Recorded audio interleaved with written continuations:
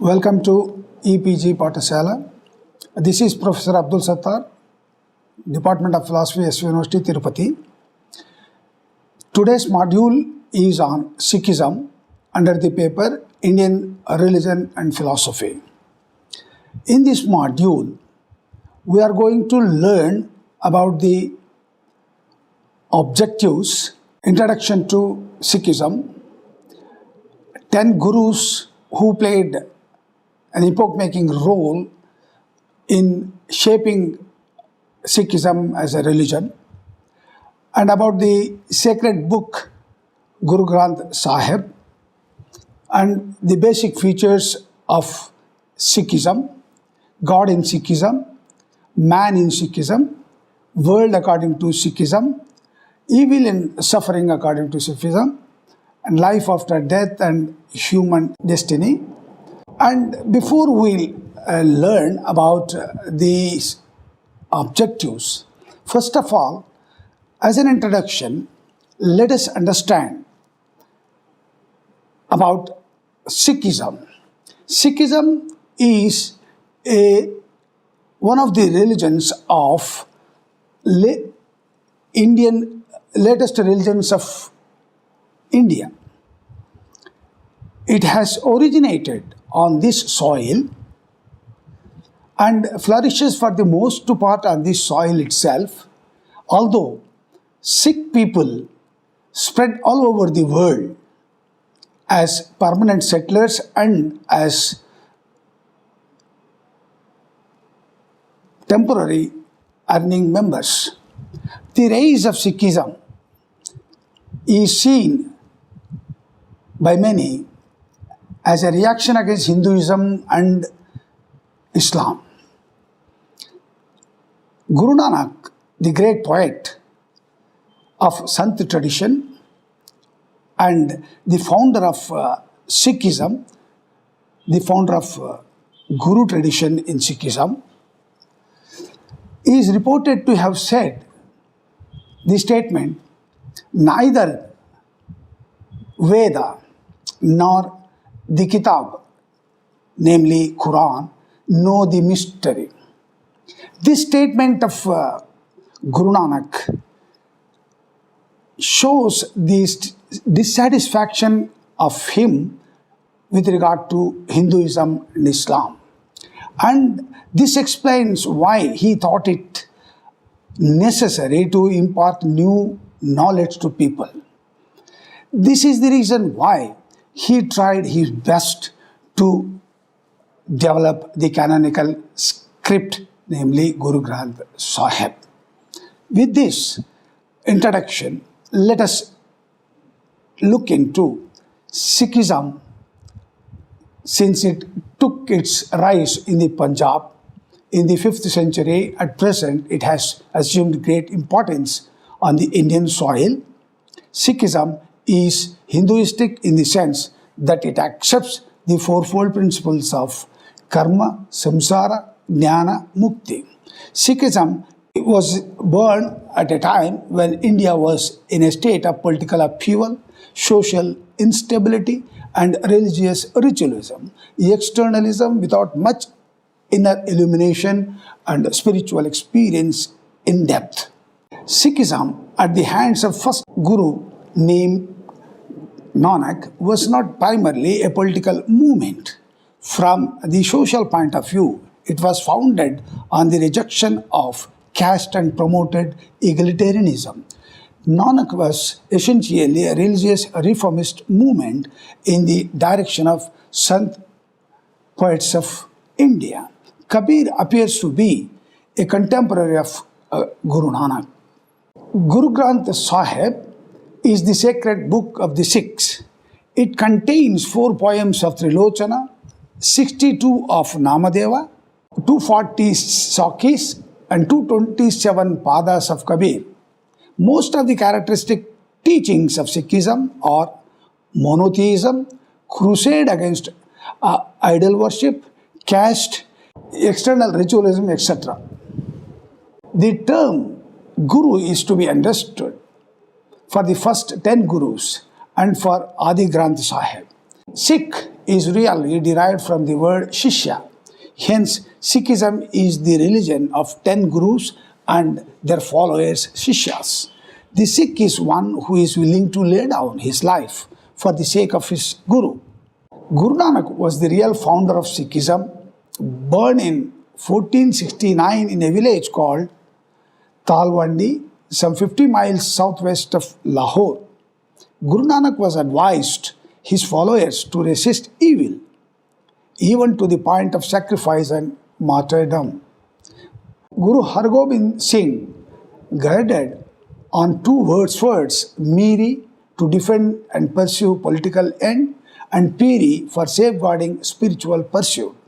Guru Gobind Singh, who infused a martial spirit into his Sikh followers, called Khalsa, and who were to be called Singh. The 10 gurus, starting with Guru Nanak, the founder of Sikhism, Guru Nanak, the first of the gurus, Guru Angad, Guru Amardas, Guru Ramdas, Guru Arjan Dev, Guru Hargobind, Guru Hari Roy, Guru Hari Krishna, Guru Tej Bahadur, and the 10th Guru, Guru Gobind Singh. Guru Granth Sahib is the holy book of Sikhs. Guru Granth Sahib was composed in 1604 by Guru Arjan Dev, who was assisted by the great devotee Bhai Gurdas. It was written in Gurumukhi script. It includes verses of Ramananda, Jayadeva, Namadeva, Trilochana, Veni, Dhanna, Pipa, Sain, Kabir, Raidas, Sheikh Bikhaja, Sadhana, Surdas, Puna, Nane, and of Muslim Sufis. 243 to 245 Sakhis and 227 Padas of Kabir have been included in the Guru Granth Sahib. As we have seen in this part of this module, we have understood that Sikhism is the latest religions of the world. It has originated in the Indian soil and flourishes on the same soil, though all Sikh people are spread all over the world and as bread earners and also permanent settlers. The rise of Sikhism is seen by many as a reaction against Hinduism and Islam. Guru Nanak, the great poet of Sant tradition and the founder of Sikhism, showed a kind of dissatisfaction with regard to Hinduism and Islam, though he was influenced by both of these. And many Sikhism, to some extent, is seen by many as an attempt at reconciling Hinduism with Islam.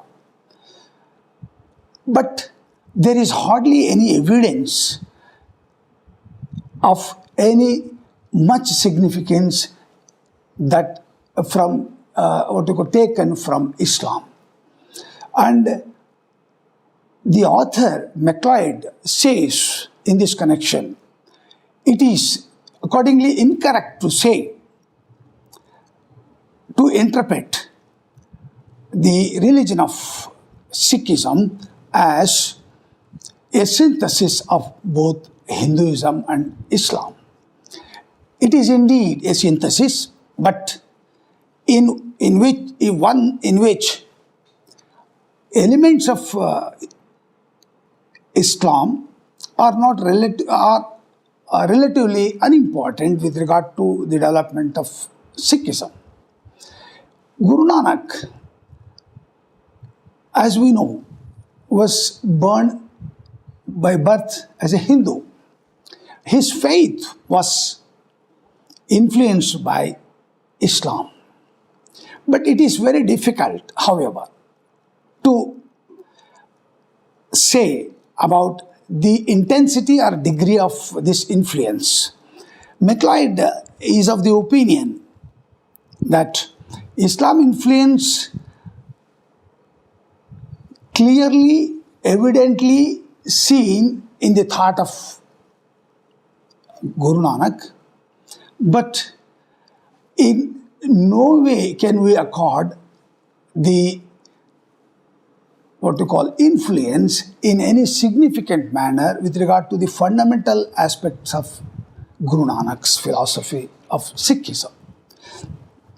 These observations, if we consider these observations, it may not be, it can be said that Hinduism, Sikhism is a product of both the reconciliation of Hinduism and Islam, but it is still, we can say, it is nearer to Hinduism than to Islam.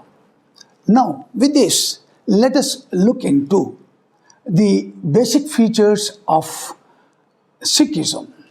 Sikhism is wholly an Indian religion in the sense that its followers were all Indian origin.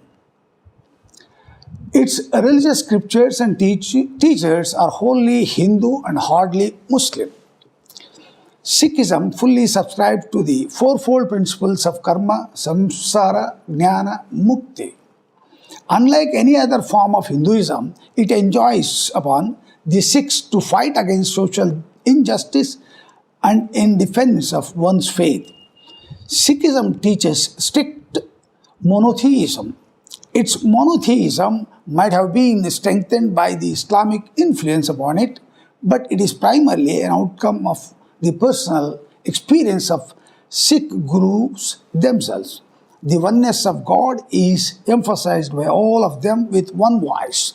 The one and only one, Supreme God, is regarded as creator, sustainer and destroyer of the world. References to Brahma, Vishnu and Shiva are there in Sikhism, but these references are regarded as creations of God Himself, and they do not got any independent status of their own.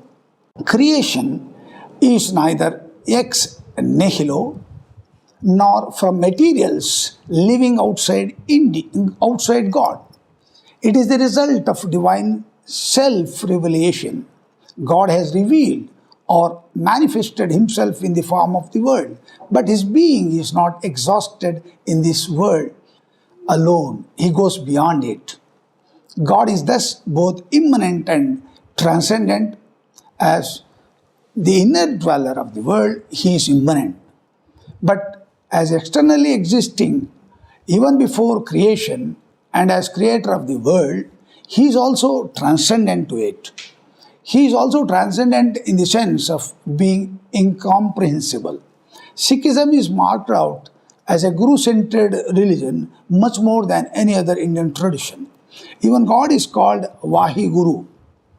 The scripture of Guru Granth Sahib is called Gurumukhi because it is calculated to make the Sikhs God word instead of becoming self or self-centered, Manmukhi.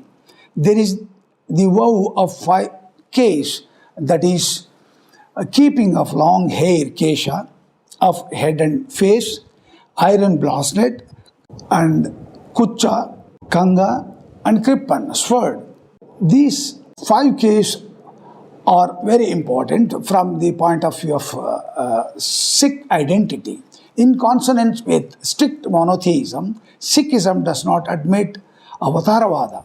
Sikhism admits that there is only one God, Ek Omkara, unmanifest, and also Omkara, in manifest form, with an infinite number of attributes. Sikhism is against caste, idol worship, ritualism, and external observances. Sikhism prescribes bhakti for the gaining release, and there is also a strong feature of saint poets like Dadu, Ravidas, and Kabir. Sikhism does not teach that either Hinduism or Islam is wrong. Sikhism favors local language and its script is Gurumukhi. Sikhism is against caste, idol worship, ritualism, and external observances. Sikhism teaches that Maya is the creative manifestation of God, but it is also the source of 5 traditional evils in man, namely Kama, Krodha, Lobha, Moha, and Ahankara. These can be removed through prayer, meditation, and social service. Nama Simran, constant uttering of God's name with a complete surrender to God, has been emphasized by Guru Nanak. Sikhism prescribes bhakti for gaining release, and this is also a strong feature of Sant poets like Dadu, Ravidas, and Kabir.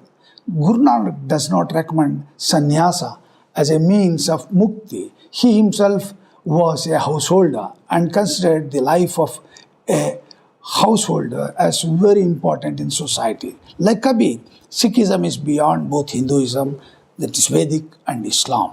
With regard to basic features of Sikhism, we can understand that Sikhism is basically a monotheistic religion. It is monotheistic in the sense that it has got the influence of Islam with regard to the oneness of God or divine unity on Sikhism. But there are people, there are persons who deny this kind of influence on Sikhism because and there are people who admit the Sikhism as a product of reconciling Hinduism with Islam. And also, it also admits the concept of God as a supreme or omnipotent God who is the creator, sustainer, and destroyer of the world. Reference with regard to Brahma, Vishnu, Maheshwara are there in Sikhism, but these references are made by God Himself. They are not so important with regard to the status it gives in the Sikhism. But whereas in Hinduism, Brahma, Vishnu, Maheshwara are nothing but the manifestations of the one ultimate reality, that Brahman. But here, these three have got no independent existence of their own. And the creation, in the sense, is ex nihilo, neither ex nihilo nor from materials lying outside God. Creation is the result of God's revelation. God has manifested, God has revealed in the form of world. That's why God is immanent in this world and also transcendent. And man, the God is transcendent in the sense he is beyond this world. Immanent in this world, as an indweller of this universe, he is immanent in this world, since he is manifested in different forms in this world. It is. I think this is nothing but the influence of Hinduism on Sikhism. Why? Because in the Rig Veda, there is in the Purusha Sukta, we have a clear evidence that Brahman, the 1,000-headed and 1,000-eyed, 1,000 legs Purusha, 1/3 of a Purusha transformed into this world, manifested into this world. The remaining part is in heaven. Like this, here also in Sikhism, we can see this, God is the inner dweller of the world, and the remaining is beyond this world. After understanding the basic features of Sikhism, let us understand God in Sikhism in detail. Sikhism teaches strict monotheism, as we have understood now. There is only one God, but He can be conceived both as unattributed and attributed. In the unattributed form, He is called Ek Omkara. In the attributed form, he is called Omkara. In reality, Nirguna and Saguna, attributed Brahman as or one and the same. Guru Nanak calls Saguna Brahman the object of worship, devotion by various names of Kartar, Creator, Akal, Eternal, and the Holy Name. The Supreme Reality has also been called Maker or Creator. Hence, he is endowed with will and intellect. Parama Brahma is also Omkara. Saguna Brahma or Ishvara. Thus, the same Supreme Reality is both formless and with form. As Ishvara, he becomes an object of worship and devotion. In this respect, he is known as a kind of benevolent, Dayalu and Kripalu. And as a formless, he is called Satnama, Nirakshara, Akala, and Eternal. Lord, as an object of devotion, is invested with Maya, which is the manifesting and creative power of God. Guru Nanak conceals the real nature of God, and man, under the influence of Maya, becomes a victim of the five evils known as Indian thought: Kama, Krodha, Lobha, Moha, and Ahankara. This is really the enslavement of man and his bondage from which he is to be freed. Otherwise, he will be in the endless chain of miserable rebirths. Man can be free himself only with the grace of God, and for this he has to engage himself in prayer, meditation, and selfless service to mankind.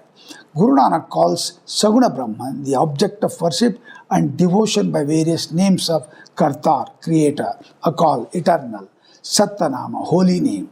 Guru Nanak has also used the name Allah, Khuda, Parvardigar, the Cherisher, and the Sahib, Lord. He has also used the various names of God used in Puranic Bhakti like Rama, Gopala, Murari, Narayana, Madhava. Why has Guru Nanak used so many appellations concerning God? As personal God, he is the savior of his seekers. If we sincerely seek him, then by bestowing his grace, the Lord frees his devotees from the shackles of Maya. The highest end of man is God realization, whether through samadhi or through bhakti. Here, by understanding the concept of God in Sikhism, let us understand God, once again, God is the supreme being, the omnipotent, the creator, sustainer, and destroyer of the world. And God has manifested, he has transformed himself into this world. But being transformed into this world, he is not exhausted by this transformation. He is beyond this world. And that's the reason why creation is fully real. Because God is real. God, here, creation is the expression of God. So, it is real. With this, let us move to concept of man in Sikhism. Man, no doubt, is an embodied soul. Not the body, but the soul is immortal. This soul, apart from the body, is said to be a spark from the burning light of God. At times, the embodied soul called man has been compared to the water of the ocean in a glass. This glass is only the container, but the water is of the same nature as the ocean. Unless liberation is won, man will keep on transmigrating in endless bus attended with suffering. Man falls into five evils of Kama, Krodha, Lobha, Moha, and Ahankara. As long as these five evils are not removed, man will continue to suffer in the endless cycles of countless rebirths. Man has twofold nature, Because of the pure spirit of God within him, there is a tendency within him to move Godward, Gurumukha. But there is also a tendency in him to continue in the worldly pleasure. A remedy lies in the surrender of one's will to the will of God. But who is responsible for human humai, that is, the state of bondage of the soul by the five evils of lust, greed, attachment, anger, and egoism? Sikhism further maintains the equality of all men, brotherhood of the Sikhs, and the rejection of caste. And with regard to this creation, let us understand, as we have understood earlier, creation is real, is fully real, because God is real. The world, the creation is the expression of God. So the God has expressed himself into this world, or God has manifested, God has revealed into this world in different forms. And taking Sikhism got influenced by Hinduism. At the time of creation, God has created this world out of Maya. And also, God has created this world out of his own will. And Sikhism also was influenced by Hinduism with regard to this creation of the world. And let us go into the details of the world in Sikhism, how world is regarded by Sikhism. At the beginning, there was utter darkness. There was neither the earth nor the sky, neither the day nor the night. God remained in his own being. Then he created the world and entered into it. As is also given in the Upanishad, God sustains this world. Mere command of God has brought the world into being. The world, according to Sikh religion, is the creation of God. God has neither created world ex nihilo nor out of material lying beside him. The entire world is the product of the divine will, divine order, hukum. All forms and colors of the world are from God and from nowhere.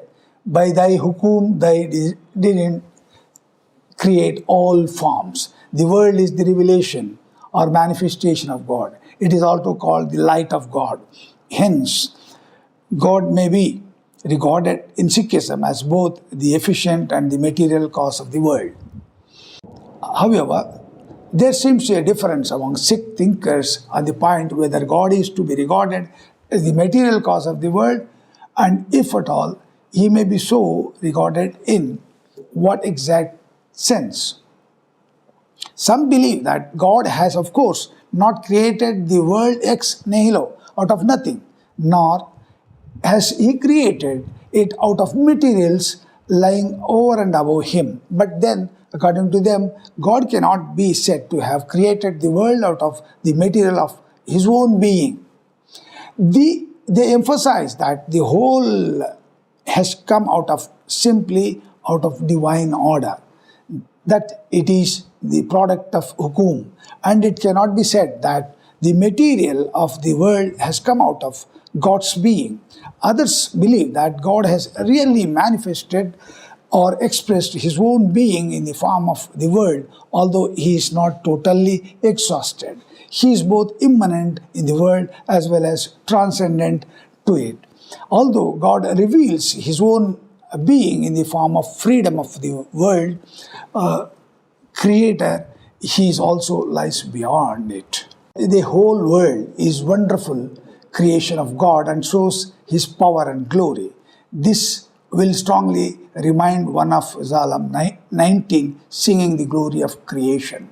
Guru Nanak says that the ignorant or the foolish people do not heed the voice of God revealed in his creation, but Sadguru teaches that God is omnipresent and He indwells in everybody and in everything. Those who turn to God find the world to be wonderful creation of the world, Lord, and His Leela sports. This knowledge of the dependence of the world on God and His Leela fills the devotee with admiration and praise for the Lord and helps his devotion to Him. Sikhism admits that the world is a creation. God is the Karta, creator. He has created the world because of the creative power of Maya. This Maya concealed the real nature of God, and as a result of this ignorance, man becomes manmukhi and falls into the 5 evils of lust, anger, infatuation, greed, and egoity. No doubt, a creator God is beset with this difficulty. Whether God creates out of nothing or with the 5 elements, because of His Leela in the form of His Maya, He becomes the responsible, at least in the part of the evil and suffering of man. In Guru Granth Sahib, a few lines of Kabir have been included, according to which there are 4 states of liberated soul, namely gaining of heavenly abode, nearness with God, similarity with the God, and fellowship with God. These 4 kinds of final destiny have been maintained by Ramanuja in Indian Vedantic tradition. Again, in these very lines, it is said that one reality appears to be many, but finally, manyness is absorbed in the non-dual reality. This metaphor of reflection is really Advaitic, which supports the theory of emergence into Nirguna Brahman as the final destiny of liberated soul. Hence, the Sikh writing supports both the doctrine of conservation of individual souls and also at the times the doctrine of absorption into Nirguna Brahman. Sikhism accepts the theory of karma and transmigration. Even if a man does good work in this life, but without devotion, then he has to take birth in the next life. He will not get such khanda, but must undergo purgation after death. Such a person has to work again for the either emergence or Sachkhand. But as long as he does not have God realization, he will have to undergo many rebirths. If man does evil, his punishment will be severe. After the punishment, he will take birth into lower animals. Then again, going through the windmill of countless transmigrations, he will be reborn as a man. After having the priceless birth as a man, he has to work out his salvation by prayers, meditation, and self-surrender to God. The Sikh discipline is very crucial in the development of Sikh as a religion. We have seen earlier that the principal vice according to Sikhism is self-centeredness or egoism. This consists in being attached to 5 evil passions. Hence, the Sikh discipline mainly consists in cleansing the mana or the Atman of these evil passions so that one may get rid of egoism and self-centered humai and becomes God-centered. For this, Nanak has propounded a path of sadhana. This sadhana consists firstly in recognizing that God is present in all creation, particularly in human Atman, that He is the only reality to be adored. When one fully recognizes this fact and becomes fully conscious of His truth, the next step is to meditate on divine qualities with sincere devotion and love towards God. Through such meditation, the mana is gradually cleansed of the evil passions and man becomes free from the humai, the self-centeredness, egoism. Namasmaran, that is repeating of God's name, is also given a very important place in Sikh religion. But mere mechanical repeating of name is decreed by Sikh gurus. As a matter of fact, Sikhism denies efficacy and value of all that is external and mechanical. It also denounces pilgrimage, holy bath, etc. These are done without a pure and loving heart. Thus, Namasmaran is a value only when one repeats God's name with full love and devotion. the name must come from the heart and not merely from the lips. Besides Namasimaran, Sikhism also prescribes bhajan and kirtan, that is, corporate singing of the praise of God as the ways to salvation. But in every such devotional act, inwardness of heart and purity of mana are emphasized. Sikhism is opposite to anything that is mere external ritualism. If the mana is unclean, how can it be purified by worshipping stones, visiting places of pilgrimage, living in jungles, wandering around as an ascetic? Thus, idol worship, asceticism, pilgrimage, etc. are all ridiculed by Sikhism. It is a religion of inward discipline and not external hypocritical practices. It is strictly opposed to hypocrisy. There is no use of visiting places of pilgrimage. The true Tirath, place of pilgrimage, is within. True religion is inward and finds shape in loving devotion. All this is mere hypocrisy which has no place in religion. Sikhism, as we have understood, has given more importance to the worldly life. It is a world-affirming philosophy. And it is not world-denying philosophy.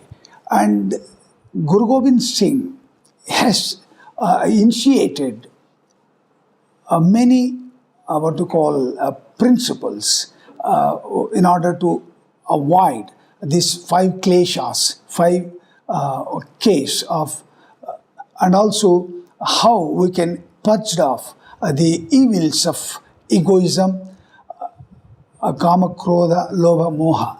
All these five evils are to be purged off in order to get salvation. And also, apart from this, salvation is not possible without God's grace and Guru's help. Basically, Sikhism is a religion of Gurus, and also belief in the Guru Granth Sahib. Here, Guru Granth Sahib is a scripture, is named after Guru. Wherever you go in the Gurudwaras, the Guru Granth Sahib is kept on the desk as a Guru. And with this, let us look into different sects of Sikhism. Sikhism is a revelatory new religion, as we have understood, and has given rise to so many sects which differ from one another on certain basic religious points. But still, certain groups have distinguished themselves from the common stock on certain points, basic or otherwise. There are, for example, Namadharis, Akalis, Nirankaris, and Nanakpanthis. The Namadharis or the Puritans among the Sikhs, they basically observe the same religious principles of Sikhism, but they are Puritans in their approach. They emphasize utmost purity and cleanliness and strictly observe such practices as abstaining from smoking, drinking, etc., and definitely taking perfect bath in the morning and observing other sacred rituals. Further, they abstain from meat eating also, although meat eating also allowed in Sikhism by Guru Gobind Singh. The Akalis are basically the militant group within Sikhism. There is hardly any religious reference between them and the common stock. They are in a sense fanatics among the Sikhs who fight for the cause of their faith and religion. In modern India, Akalis are mainly recognized as forming a political group of Sikhs. The Nirankaris are a special group formed around one Guru Bachan Singh, who declared himself to be a guru and the carrier of God's message. He was popularly known as Nirankari Baba. It will be remembered that the 10th Sikh Guru, Guru Gobind Singh, declared he to be the last Guru and ordered that after him, only the Adi Granth, the Guru Granth Sahib, will play the role of a Guru. There will be no human Guru after him. And the Sikhs solemnly accept this declaration and order but the above mentioned Nirankari Baba revolted against it and called himself a guru. It is all such who flock around him, accept his calm, are called Nirankaris. The common stock of Sikh is also very much opposed to this group. Nanakpanthis are those who do not take being a member of the Khalsa or carrying the 5 Ks as essential Sikh duties. They rather take treading sincerely on the path shown by the original Guru Nanak to be the essential Sikh duty, and nothing else is necessarily required. Many Sikhs therefore do not recognize the Nanakpanthis as Sikhs, and consequently they have shown the tendency to melt away in Hinduism.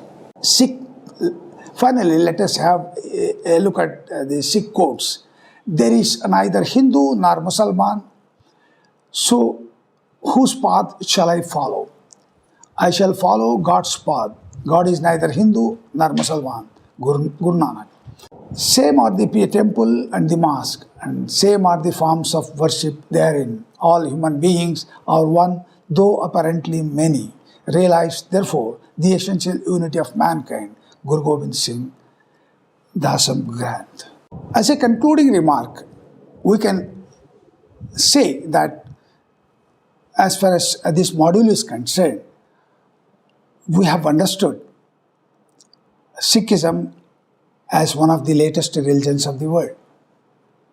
It has originated on the Indian soil and flourishes for the most part on this soil, and we have also understood Sikhism as a religion which is a product of an attempt at reconciling Hinduism and Islam. And also we have understood Sikhism is developed out of strong against Hinduism and Islam. Though the Guru Nanak was influenced by both Hinduism and Islam, there were no significant evidences to say that this Sikhism is a product of any one of the religions, namely Hinduism and Islam. We can say, in the concluding remark, Sikhism is a synthesis of Hinduism and Islam. And sometimes we can say it is more nearer to Hinduism than Islam, in the sense that it has accepted God as both Nirguna and Saguna. It has accepted the concept of Maya, which is the power God has created this world, and also life after death, and many more things. Now, one more thing, the more particular about Sikhism is, Sikhism is a life-affirming, world-affirming religion. It does not deny the world as a place one should try to always escape, but it is a place. On the other hand, according to Sikhism, it is a place where one has to perform or engage in righteous action. That's the reason why Har Gobind Singh has given us a beautiful sayings in the form of Sikh principles that every day every Sikh has to follow as a basic righteous actions in their daily life. Thank you very much.